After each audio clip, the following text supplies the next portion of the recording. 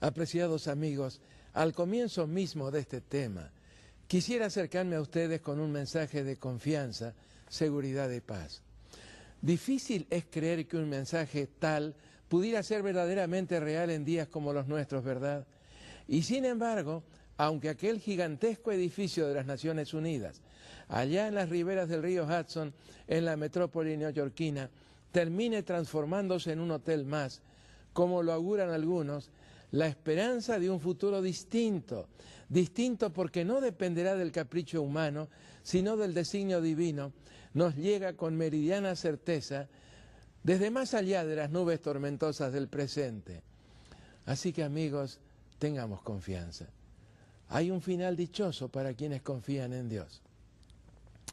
Sintetizando muy brevemente lo presentado en nuestro estudio anterior, recordarán que nos trasladamos imaginariamente a tierras del cercano y Medio Oriente, a aquello que los historiadores dieron en llamar la media luna de las tierras fértiles. Y en las postrimerías del siglo VII a.C., nos encontramos con los protagonistas de nuestra historia. ¿En qué circunstancias? Nínive, la capital del orgulloso e inhumano imperio asirio, acababa de ser destruida por las fuerzas combinadas de caldeos y medos. El vacío de poder creado por el colapso de Asiria originó una de esas situaciones coyunturales que hacen la historia. La palma se la llevó Nabopolassar, el impetuoso caudillo de los caldeos, quien en los 7 años transcurridos entre la destrucción de Nínive y su propia muerte, logró echar las bases de una nueva estructura política, un nuevo imperio, un imperio mundial. Pero la consolidación del naciente imperio neobabilónico o de la Nueva Babilonia fue obra de su hijo Nabucodonosor II. Durante sus 42 años de reinado hasta su muerte, en el año 562 a.C., construyó un imperio sumamente poderoso. Baste con recordar que llevó el perímetro de la ciudad del Éufrates a 21 kilómetros. Si lo comparamos con los 12 kilómetros que alcanzó a tener Nínive, con los 10 de la Roma imperial y con los 6 de Atenas en la época de su apogeo, resulta fácil constatar que prácticamente duplicó el tamaño de la ciudad más grande del mundo antiguo. Con Nabucodonosor II surgió el primer imperio universal. Y a este primer emperador del primer imperio universal, Dios decidió acercársele para invitarlo a colaborar con él. Es que el monarca debía comprender la naturaleza y los alcances del poder político.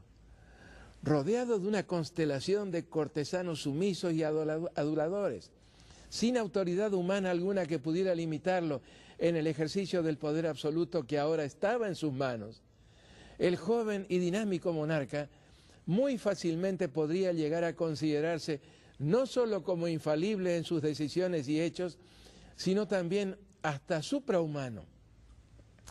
En las lecciones que tuvo que aprender, registradas en el libro del profeta Daniel, hay una enseñanza que todos los gobernantes deberían hacer suya. ¿Cuál es esa enseñanza?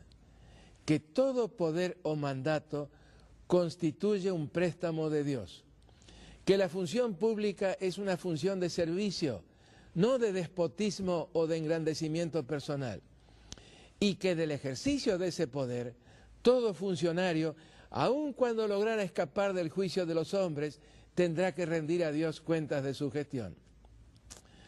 La verdad es que las palabras finales de quien toma juramento a un funcionario generalmente reflejan esta convicción. ¿Acaso no las escuchamos con relativa frecuencia en la frase «y si así no lo hiciereis, Dios y la patria os lo demanden»? Pero ¿cuántos son los que toman realmente en serio al punto de recordarlas a lo largo de su gestión gubernativa? Ya sea que lo recuerde o no, todo funcionario detenta un poder que no es suyo, que no le pertenece, que tan solo le ha sido prestado por Dios y del cual se le exigirá estricta cuenta. Nabucodonosor II lo comprendió finalmente y allí estuvo precisamente el secreto de su grandeza. Con el escenario ya montado y con parte de los actores o protagonistas sobre las tablas, abramos ahora la Biblia, el libro de Dios, en el primer capítulo de Daniel, cuyo primer verso reza así. En el año tercero del reinado de Joacim, rey de Judá, vino Nabucodonosor, rey de Babilonia, a Jerusalén y la sitió. Esta sencilla declaración, aunque de extraordinaria importancia histórica, nos introduce al momento y las circunstancias que estamos considerando. ¿Quién fue este Joacim, rey de Judá? Fue hijo del buen rey Josías, muerto en un combate imprudente en el año 608 a.C. El año tercero de su hijo Joacim o Joaquim correspondió entonces al 605 a.C. Ahora, si comparamos este pasaje con Jeremías 25, verso 1, parecería haber una contradicción. En efecto, mientras Daniel nos dice que en el año tercero de Joacim, Nabucodonosor ya era rey de Babilonia, Jeremías afirma que el cuarto año de Joacim fue el primer año de Nabucodonosor. Por mucho tiempo se interpretó esta aparente discrepancia como un error histórico en el libro de Daniel, pero ya no más. El erudito adventista Edwin Thiel, luego de años de estudio, descubrió la clave de esta y varias otras aparentes discrepancias cronológicas que se observan en la Biblia. ¿Qué fue lo que encontró Thiel? Que los pueblos del cercano y Medio Oriente no computaban el primer año de sus monarcas y gobernantes como primer año, sino como año ascensional. Ese año ascensional se extendía desde el día de la coronación hasta el siguiente año nuevo, y por lo tanto podía tener una duración muy variable, desde pocos días hasta casi un año, según el momento del año cuando el monarca hubiera sido instalado en el trono. Por ejemplo, si faltaban 6 meses para el año nuevo, el año ascensional tendría una duración de solamente 6 meses.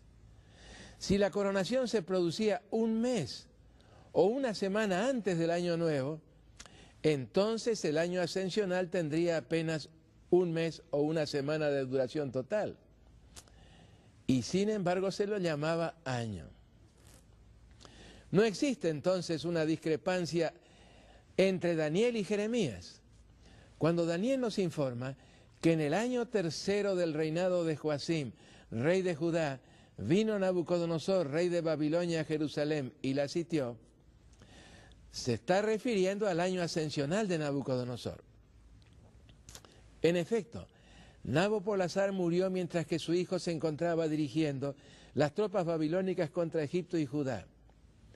Y cuando Jeremías se refiere al cuarto año de Joacim, es decir, el año siguiente del mencionado por Daniel, y nos dice que ese era el primer año de Nabucodonosor, se está refiriendo al primer año a partir del año nuevo en el que había concluido el año ascensional.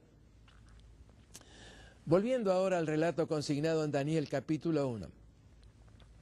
En el mismo se nos informa que Jerusalén no pudo resistir el embate de las tropas babilónicas y debió rendirse. Los babilonios no solamente se llevaron un gran botín, que incluyó parte de los utensilios del templo de Jerusalén, sino que por orden del rey, un oficial de nombre Aspenaz seleccionó un grupo de jóvenes hebreos para llevarlos como rehenes a Babilonia. No debían ser jóvenes tomados al azar, sino de acuerdo a calificaciones claramente especificadas por Nabucodonosor. Las podemos leer en los versos 3 y 4, siempre del capítulo 1 del libro de Daniel. Y dijo al rey Aspenaz, jefe de sus eunucos, que trajese de los hijos de Israel, del linaje real de los príncipes, muchachos en quienes no hubiese tacha alguna, de buen parecer, enseñados en toda sabiduría y sabios en ciencia, y de buen entendimiento, e idóneos para estar en el palacio del rey, y que les enseñase las letras y la lengua de los caldeos. El plan del rey, muy previsor por cierto, contemplaba que recibieran una sólida formación cultural y administrativa en la Universidad de Babilonia, quizás para enviarlos luego a su tierra como gobernantes vasallos. Por otro lado, la presencia de estos muchachos del linaje real hebreo en Babilonia seguramente impediría que sus padres y parientes allá en Judea pensaran siquiera en la posibilidad de iniciar alguna revuelta contra Nabucodonosor, para no poner en peligro la vida de estos jóvenes. No es posible establecer cuántos jóvenes hebreos fueron elegidos para este triste destino, pero de entre ellos hubo cuatro cuyos nombres registra el verso 6. Daniel, Ananías, Misael y Azarías. Es fácil imaginar los sentimientos provocados por el apresamiento y la precipitada partida hacia una tierra remota y desconocida para ellos. Al despedirse de sus familias, si es que tal gracia les fue concedida, seguramente lo hicieron con la convicción de que la separación habría de ser muy larga, si es que alguna vez podría darse realmente la oportunidad de un reencuentro. El viaje a Babilonia debe haber durado, en el mejor de los casos, algo más de un mes. Y en su transcurso, no solo debieron soportar el trauma afectivo del alejamiento del hogar y de la patria, sino el problema de un inevitable agotamiento físico. Y lo que hacía aún más punzante la tensión de la incertidumbre era el desconocimiento de la clase de futuro que les aguardaba. Ahora bien, ya en la ciudad, y luego de recorridos a pie los 700 u 800 kilómetros desde Palestina, Aspenaz, el funcionario que los había apresado, les dio una noticia totalmente inesperada y al mismo tiempo muy alentadora. No serían colocados en prisión, ni se los sometería a trabajos forzados, como lo estaban temiendo, sino que serían alojados en los dormitorios de la Universidad Imperial y con una beca que cubriría el costo total de los 3 años de educación superior que se ofrecían en esa casa de estudios. No terminaron allí sus sorpresas, no. En efecto, apenas habían procedido a instalarse en sus cuartos cuando vieron aparecer a unos sirvientes que portaban bandejas humeantes, al mismo tiempo que se les comunicaba que a partir de ese momento su comida sería no la del comedor universitario, sino la de la mesa real. Mal alimentados, como seguramente lo estuvieron durante el largo viaje, ahora se les proveía de viandas suculentas y con los cumplidos del rey. Seguramente no era ese momento para vacilaciones o miramientos. No era cuestión de despreciar tales atenciones del rey, no fuera que las cosas cambiaran para mal. Además, en una situación tan especial y desusada como esa, seguramente el Dios de sus padres no esperaría de ellos tanto como cuando vivían en sus hogares allá en la lejana Judea, en Palestina. Esa pudo ser la forma en la que razonó la mayoría de los jóvenes cautivos, mientras se regalaban copiosamente con esos manjares. Pero estos 4 jóvenes, Daniel, Azarías, Misael y Ananías, se condujeron en forma muy distinta. Sin la más mínima vacilación, tomaron la decisión de no contaminarse con esa comida, la que según sus convicciones no respondía a los principios que un hijo de Dios debe respetar y aplicar en la elección de su dieta. El problema era en realidad doble. No solamente se trataba de alimentos excesivamente suculentos y recargados, sin hacer mención del vino y otras bebidas alcohólicas que los acompañaban, sino que esas viandas habían sido previamente ofrecidas a los ídolos babilónicos, y estos jóvenes comprendían que ingerirlas podría significar rendir un homenaje de veneración a esos dioses falsos. ¿No? Ellos no iban a correr el riesgo de verse disminuidos en sus capacidades físicas, mentales y espirituales por ceder al apetito y a las circunstancias. Sin embargo, la firmeza de su determinación habría de ser probada al máximo. El problema se planteó en cuanto se acercaron a Aspenaz para exponerle su situación. El dignatario real casi no podía dar crédito a lo que estaba escuchando. Aunque valoraba la cortesía y la amabilidad de las que habían dado muestras estos jóvenes, sencillamente sintió que no podía acceder a un pedido tan extraño. La orden del rey debía cumplirse y sin discusiones. Agotada infructuosamente esta instancia, los 4 jóvenes hebreos se dirigieron al preceptor y lo hicieron con una propuesta que sonaba bastante lógica. Este los escuchó con no disimulado escepticismo, pero lo que le proponían parecía ser razonable. Se trataba de hacer un experimento de tan solo 10 días de duración, es decir, de apenas algo más de una semana. Durante ese lapso, seguirían una dieta completamente vegetariana y solo beberían agua. Si el preceptor se comprometía a proporcionarles un menú tal, él podría disponer para sí de la comida real y del vino destinado a los jóvenes. Después de pensarlo un poco, el hombre entró en el plan, aunque no sin serias reservas. Como mucha gente de nuestros días, pensó que un régimen tal daría a estos jóvenes una apariencia demacrada y enfermiza, mientras que las comidas elaboradas y complicadas de la mesa real los harían aparecer fuertes y hermosos, otorgándoles capacidades físicas y mentales superiores. Lo cierto es que lo convencieron, ya que el texto reza así: consintió pues con ellos en esto y probó con ellos 10 días. ¿Y cuál fue el resultado del experimento?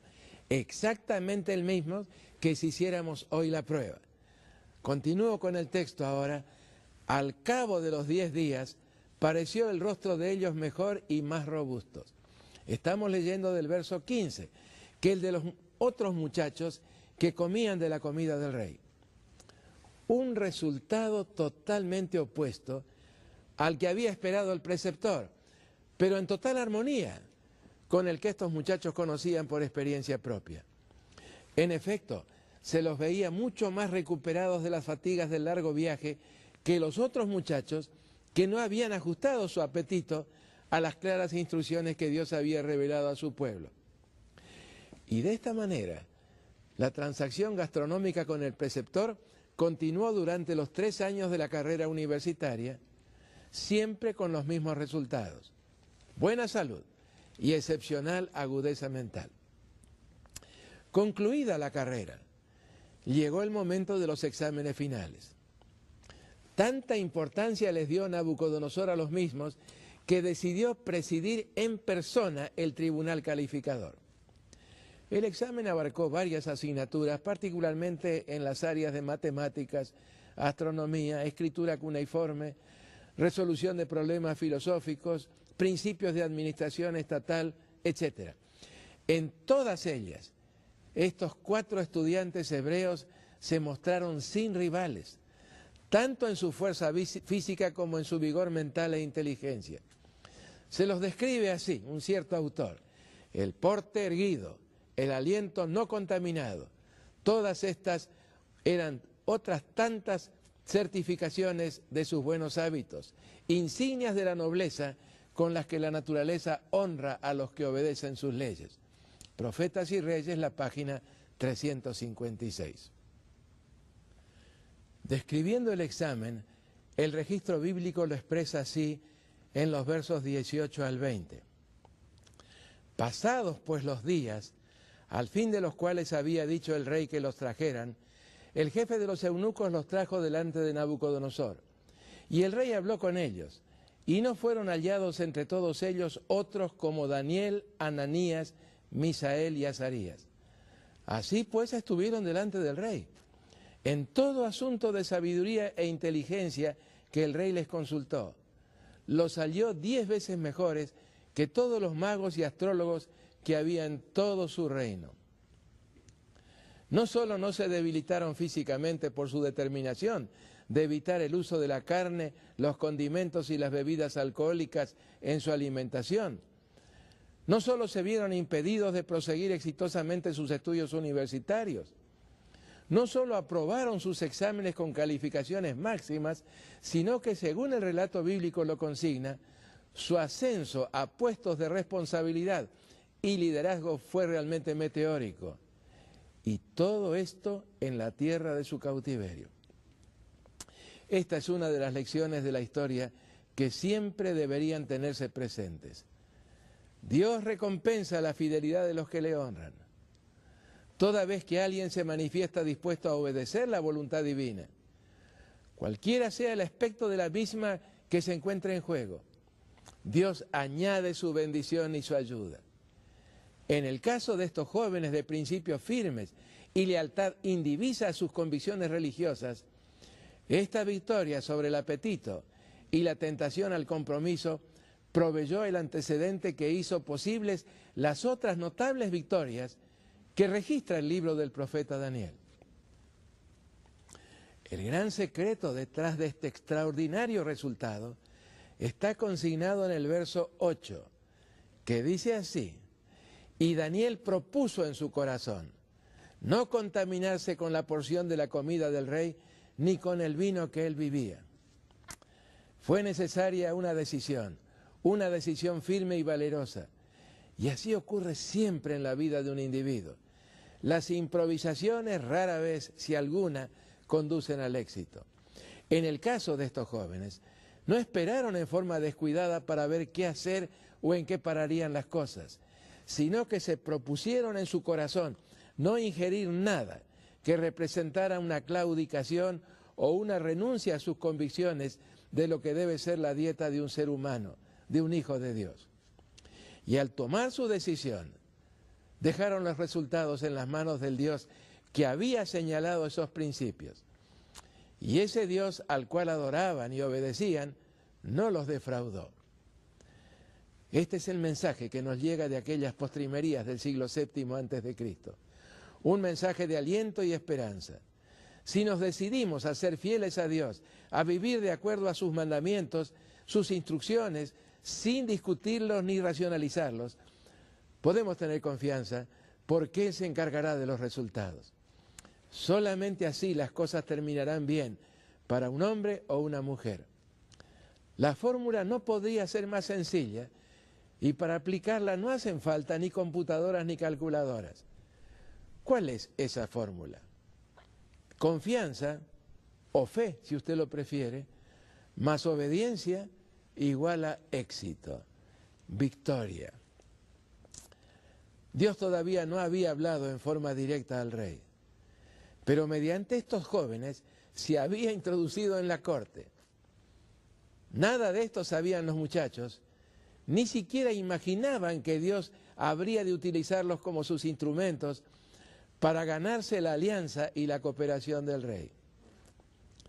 Ahora, en el año 602 a.C., luego de los 3 años de la carrera universitaria, el primer contacto se había producido. El rey los encontró tan capaces, tan superiores a los otros estudiantes de esa promoción, que decidió colocarlos en puestos de enorme responsabilidad en su administración. Y así entraron al servicio del rey. Ahora Dios habría de poner en marcha un operativo que haría posible un contacto más directo con el monarca. ¿Cómo lo hizo Dios?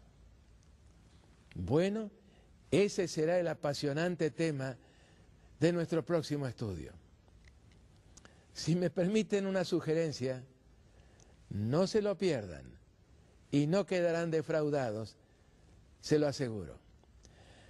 Pero ustedes tienen una inquietud que tal vez quisieran expresar. Me parece que sé cuál es. Y si me permiten, la expresaré yo. ¿Qué tiene todo esto que ver con el futuro? ¿No es más bien historia? Y una historia remota, sin mayor trascendencia, para quienes vivimos en este siglo XXI. ¿Recuerdan? Como se lo rogué al concluir el estudio anterior, vuelvo a hacerlo ahora. Tengan un poquito más de paciencia, que ya llegaremos. Es más, comenzaremos a introducirnos en el futuro a partir del próximo estudio. Si algo anhelo para todos ustedes, amables amigos, es una vida feliz y bendecida. Sí, los problemas nunca faltan, pero hay un nítido mensaje que nos llega desde más allá de las sombras del mañana. ¿Cuál es ese mensaje? Que podemos tener confianza, porque las cosas van a terminar bien para quienes otorgan a Dios el primer lugar en sus vidas.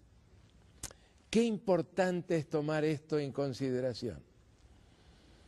Cuando estamos dispuestos a aceptar lo que Dios coloca como el modelo de vida que conduce a la certeza, a la seguridad, a la felicidad y a la salud, Él añade su bendición.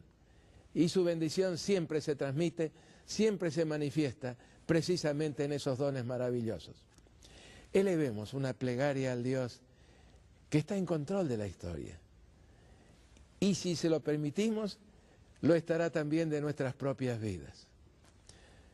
Nuestro amado Padre que moras en los cielos, de aquellos lejanos tiempos, nada menos que de las postrimerías del siglo VII antes de Cristo, hemos rescatado un incidente que nos trae lecciones sumamente valiosas para la vida cotidiana.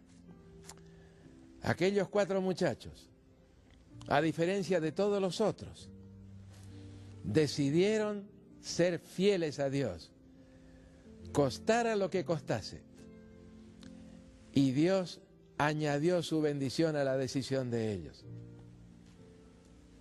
Excelente resultado de sus estudios, calificaciones que sobrepasaron lo acostumbrado en la Universidad Babilónica. Salud, vida, ánimo, en fin, todo aquello que podía esperarse. Y entonces el ascenso a puestos de enorme trascendencia, de enorme importancia en la corte babilónica. Nada menos que en la tierra del cautiverio, nada menos que en la tierra a la que habían sido llevados como prisioneros, y muy diferente de lo que ellos habían temido. Queridos amigos, por quienes estoy ahora intercediendo delante de Dios, que Dios los bendiga, los acompañe y los sostenga en todo, en el nombre de Jesús. Amén.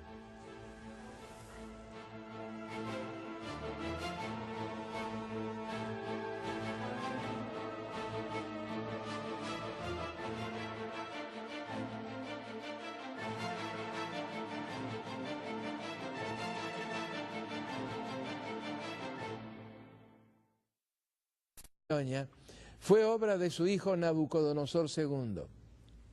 Durante sus 42 años de reinado hasta su muerte, en el año 562 a.C., construyó un imperio sumamente poderoso. Baste con recordar que llevó el perímetro de la ciudad del Éufrates a 21 kilómetros. Si lo comparamos con los 12 kilómetros que alcanzó a tener Nínive, con los 10 de la Roma imperial y con los 6 de Atenas en la época de su apogeo, resulta fácil constatar que prácticamente duplicó el tamaño de la ciudad más grande del mundo antiguo. Con Nabucodonosor II surgió el primer imperio universal. Y a este primer emperador del primer imperio universal, Dios decidió acercársele para invitarlo a colaborar con él. Es que el monarca debía comprender la naturaleza y los alcances del poder político. Rodeado de una constelación de cortesanos sumisos y aduladores. Muy brevemente lo presentado en nuestro estudio anterior, recordarán que nos trasladamos imaginariamente a tierras del cercano y Medio Oriente, a aquello que los historiadores dieron en llamar la media luna de las tierras fértiles. Y en las postrimerías del siglo VII a.C., nos encontramos con los protagonistas de nuestra historia. ¿En qué circunstancias? Nínive, la capital del orgulloso e inhumano imperio asirio, acababa de ser destruida por las fuerzas combinadas de caldeos y medos. El vacío de poder creado por el colapso de Asiria originó una de esas situaciones coyunturales que hacen la historia. La palma se la llevó Nabopolassar, el impetuoso caudillo de los caldeos, quien en los 7 años transcurridos entre la destrucción de Nínive y su propia muerte, logró echar las bases de una nueva estructura política, un nuevo imperio, un imperio mundial. Pero la consolidación del naciente imperio neobabilónico o de la nueva Babilonia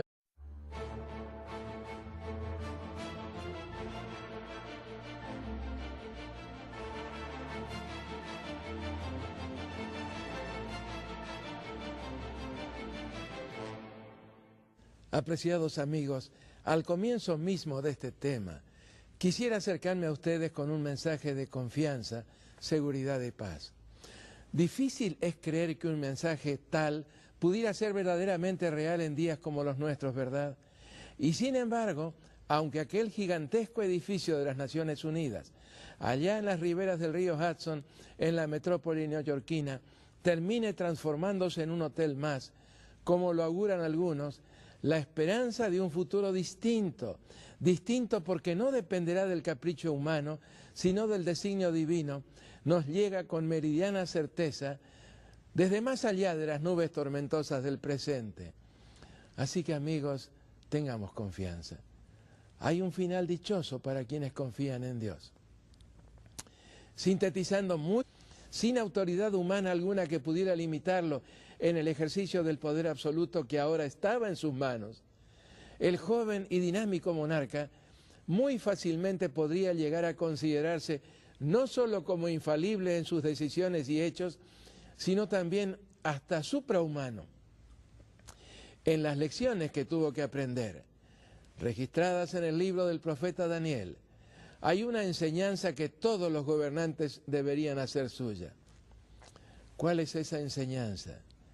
Que todo poder o mandato constituye un préstamo de Dios, que la función pública es una función de servicio, no de despotismo o de engrandecimiento personal, y que del ejercicio de ese poder, todo funcionario, aun cuando lograra escapar del juicio de los hombres, tendrá que rendir a Dios cuentas de su gestión. La verdad es que las palabras finales de quien toma juramento a un funcionario generalmente reflejan esta convicción. ¿Acaso no las escuchamos con relativa frecuencia en la frase, y si así no lo hiciereis, Dios y la patria os lo demanden?